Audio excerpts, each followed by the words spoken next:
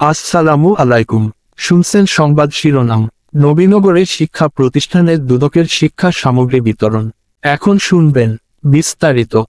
ব্রাহ্মণবাড়িয়া নবীনগরের বাংলাদেশ দুর্নীতি দমন কমিশন দুদক এর সহযোগী সংগঠন দুর্নীতি প্রতিরোধ কমিটি দুপ্রক এর উদ্যোগে নবীনগর উপজেলার বিভিন্ন শিক্ষা প্রতিষ্ঠানে গরিব ও মেধাবী শিক্ষার্থীদের মাঝে শিক্ষা সামগ্রী বিতরণ কর্মসূচির 4 দিনে বৃহস্পতিবার উপজেলার শ্রীরামপুর ইউনিয়নের গোপালপুর উচ্চ বিদ্যালয়ের 6ষ্ঠ ও 10ম শ্রেণী হতে বাছাইকৃত গরিব ও মেধাবী 49 জন শিক্ষার্থীর মাঝে দুর্নীতি প্রতিরোধমূলক বিভিন্ন স্লোগান লেখা সম্বলিত স্কেল, টিফিন বক্স, খাতা, ছাতাসহ বিভিন্ন শিক্ষা উপকরণ বিতরণ করা হয়।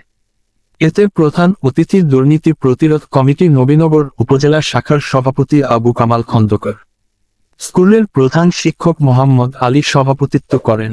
দুর্নীতি প্রতিরোধ কমিটির সেক্রেটারি মোহাম্মদ হোসেন শান্তি তার স্বাগত বক্তব্যে শিক্ষার্থীদের শপথ বাক্য পাঠের মধ্য দিয়ে শিক্ষার্থীদের প্রেরণামূল গান গেয়ে কবিতা আবৃত্তি করে ও স্লোগানে অনুষ্ঠানটিকে মুখরিত করে তোলেন।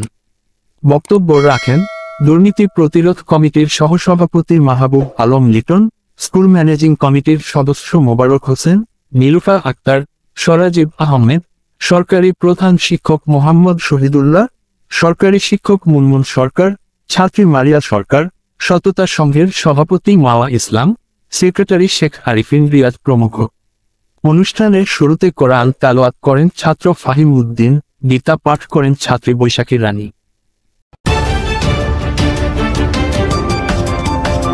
ব্রাহ্মণবাড়িয়া 24.news